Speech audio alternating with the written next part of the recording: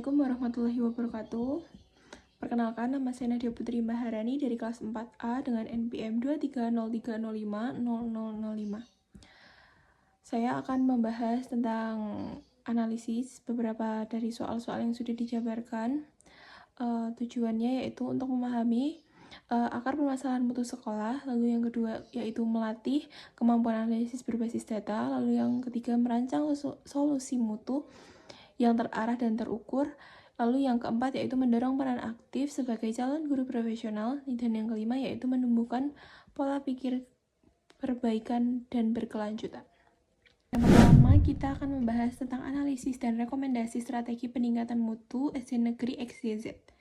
Berdasarkan studi program yang disajikan di SD Negeri XYZ yang berlokasi di pedesaan Kabupaten Magelang memperoleh nilai akreditasi C dengan dua kelemahan utama, yaitu pada standar proses pembelajaran dan standar pendidik dan tenaga kependidikan.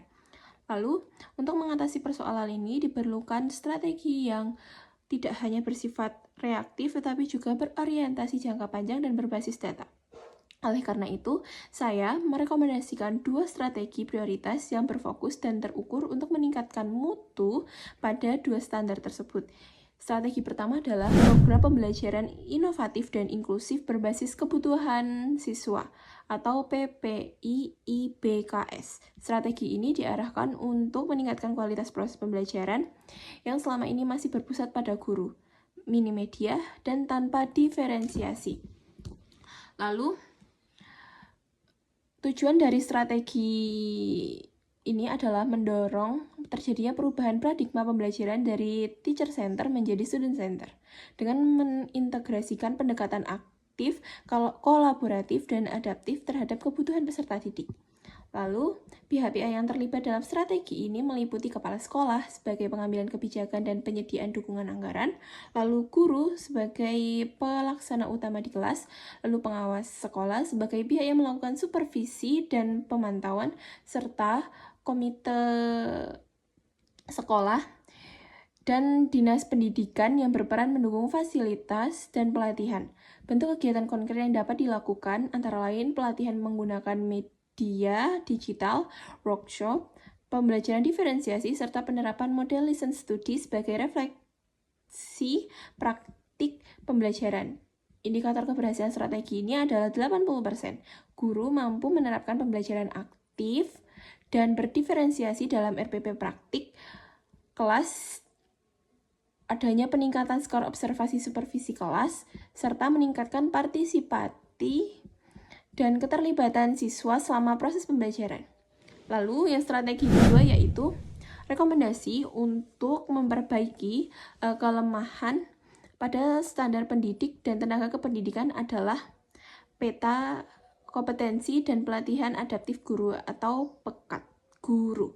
Strategi ini dirancang untuk meningkatkan kompetensi profesional guru melalui program pengembangan berbasis data hasil pemetaan kebutuhan nyata di lapangan.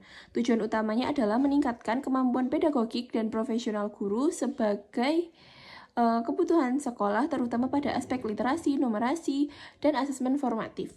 Lalu, pihak yang terlibat dalam strategi ini antara lain guru sebagai subjek pengembangan, kepala sekolah sebagai pengelola program, narasumber dari dinas pendidikan atau PATK sebagai fasilitator pelatihan, serta komite sekolah yang mendukung kebutuhan logistik. Langkah konkret dari strategi ini dimulai dari pelaksanaan supervisi kebutuhan guru, lalu pelatihan berbasis hasil survei, peer teaching, mentoring antar guru, hingga supervisi kelas secara berkala. Indikator keberhasilan strategi ini antara lain adalah peningkatan skor hasil asesmen nasional dari rata-rata 55 menjadi minimal 65 dalam 2 tahun. Terlaksananya minimal 2 pelatihan yang relevan setiap semester, serta seluruh guru memiliki portofolio pengembangan diri dan menerapkan hasil pelatihan dalam praktik pembelajaran. Nah, jadi melalui penerapan kedua strategi ini secara konsisten dan terukur, SDN XYZ akan mampu meningkatkan kualitas proses pembelajaran kompetensi guru secara signifikan. Kedua strategi tersebut saling terhubung dan saling menguatkan, karena peningkatan kualitas guru akan berdampak langsung pada peningkatan mutu pembelajaran. Dengan demikian, SDXYZ tidak hanya berhasil memperbaiki nilai akreditasi pada periode berikutnya, tetapi juga membangun budaya mutu berkelanjutan dan berorientasi pada perkembangan peserta didik secara holistik. Lalu yang kedua yaitu evaluasi sistem rekomendasi SPMI Sekolah A. Berdasarkan studi kasus, Sekolah A di Kota Magelang telah mengimplementasikan sistem penjaminan mutu internal atau SPMI, namun masih terdapat beberapa kelemahan mendasar dalam perencanaan dan pelaksanaannya. Evaluasi menunjukkan bahwa kelemahan utama SPMI Sekolah A terletak pada ketidaktepatan fokus, minimnya analisis kebutuhan, serta tidak adanya tindak lanjut evaluatif terhadap program yang dijalankan. Yang pertama, pada tahap pemetaan mutu, sekolah hanya menggunakan data administratif dan dapodik tanpa melibatkan data kualitatif maupun data hasil pembelajaran. Hal ini menyebabkan pemetaan mutu menjadi tidak utuh dan tidak menyentuh aspek yang benar-benar berdampak pada kualitas pembelajaran. Kedua, rencana pemenuh mutu terlalu umum dan tidak berdasarkan analisis kebutuhan real. Sekolah hanya menetapkan pelatihan guru tanpa mendefinisikan topik tujuan spesifik atau indikator keberhasilannya. Lalu yang ketiga, meskipun pelatihan guru dilakukan secara rutin, tidak ada sistem evaluasi dampak pelatihan terhadap praktik di kelas. Sehingga tidak dapat dipastikan apakah pelatihan benar-benar membawa perubahan positif. Lalu yang keempat, dari hasil akreditasi diketahui bahwa terdapat kekurangan pada standar sarana dan prasarana, terutama laboratorium IPA yang tidak memadai dan perpustakaan yang tidak aktif. Ironisnya, RKAS tidak mengalokasikan anggaran untuk perbaikan sarana tersebut, yang menandakan adanya ketidaksesuaian antara identifikasi masalah dan perencanaan anggaran. Untuk mengatasi kelemahan tersebut, saya merekomendasikan beberapa perbaikan. Yang pertama, dalam tahap pemetaan mutu, sekolah perlu menggunakan data yang lebih komprehensif, tidak hanya dari dapodik, tetapi juga dari instrumen hasil asesmen siswa, supervisi kelas, refleksi guru, dan survei kepuasan peserta didik. Hal ini memberikan gambaran mutu yang lebih utuh dan kontekstual. Yang kedua, dalam menyusun rencana pemenuh mutu, sekolah harus melakukan analisis kebutuhan yang berbasis data dan menyusun program yang lebih spesifik seperti pelatihan tentang literasi numerasi, asesmen formatif, atau pembelajaran berdiferensiasi sesuai hasil evaluasi kelas. Ketiga, sekolah harus membuat sistem evaluasi pelatihan yang meliputi observasi praktik kelas pasca pelatihan, refleksi guru, serta peningkatan capaian belajar siswa.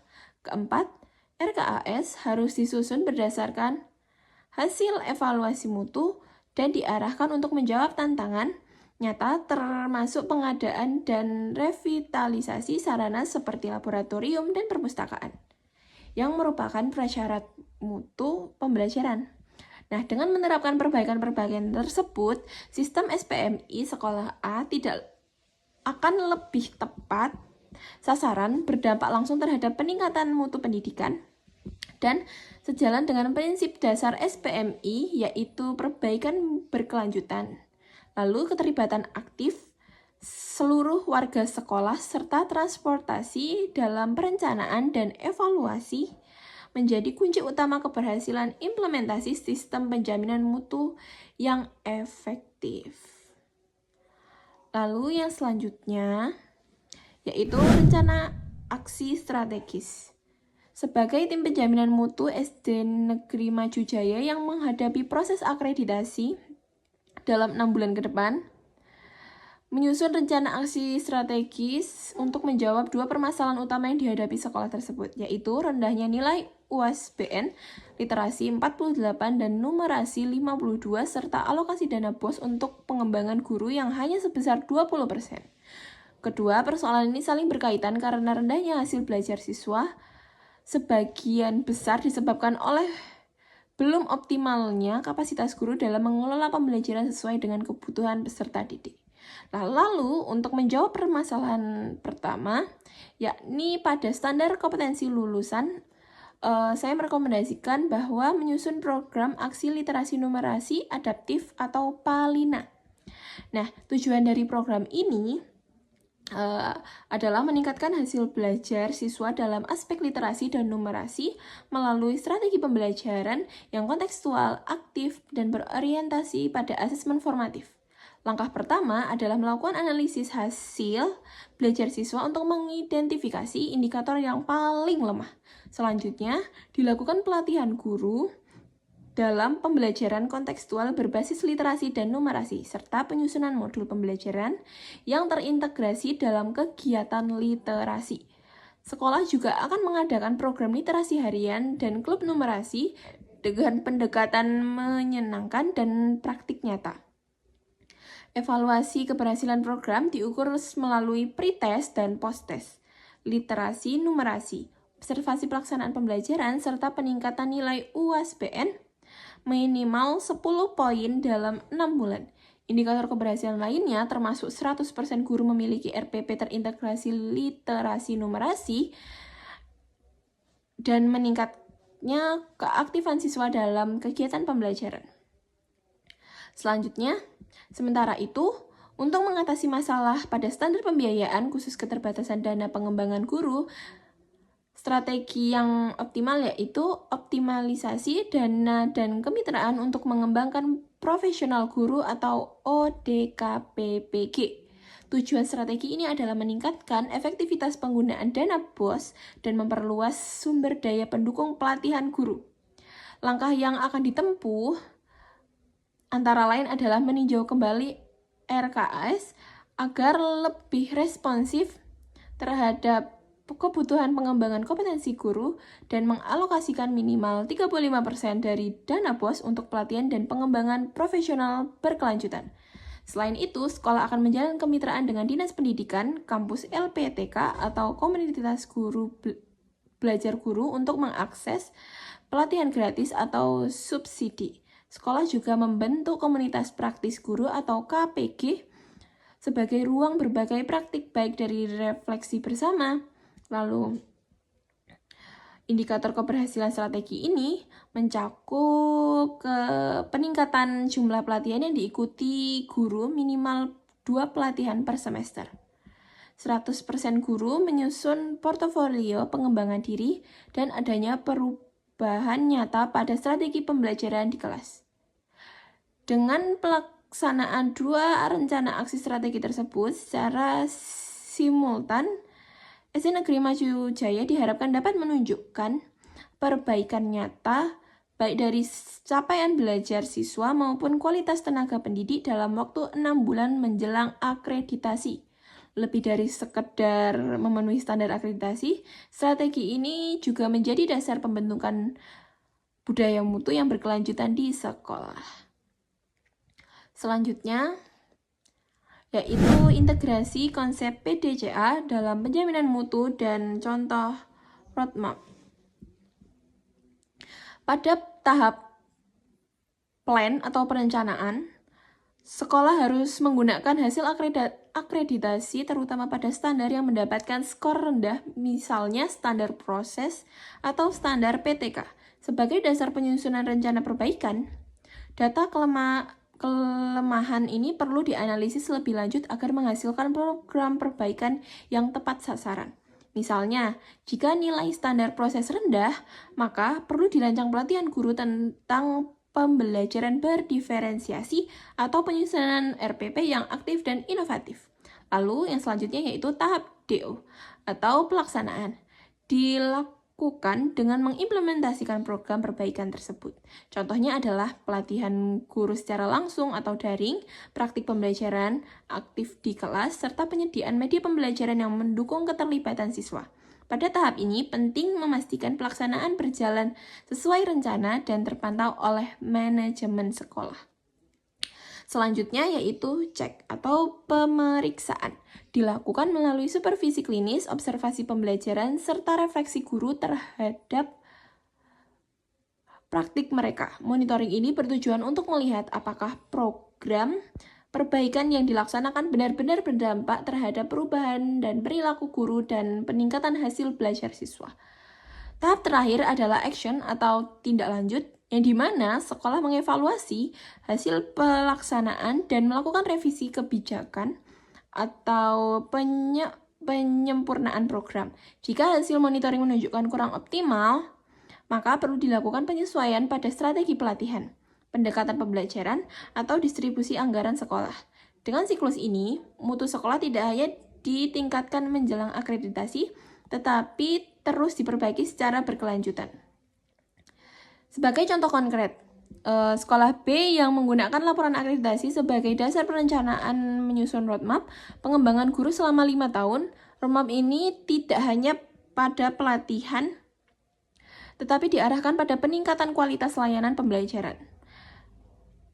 Pada tahun pertama, sekolah mengadakan pemetaan kebutuhan guru dan pelatihan dasar literasi dan numerasi. Lalu untuk tahun kedua dilanjutkan dengan pelatihan pembelajaran berdiferensiasi dan coaching klinis antar guru.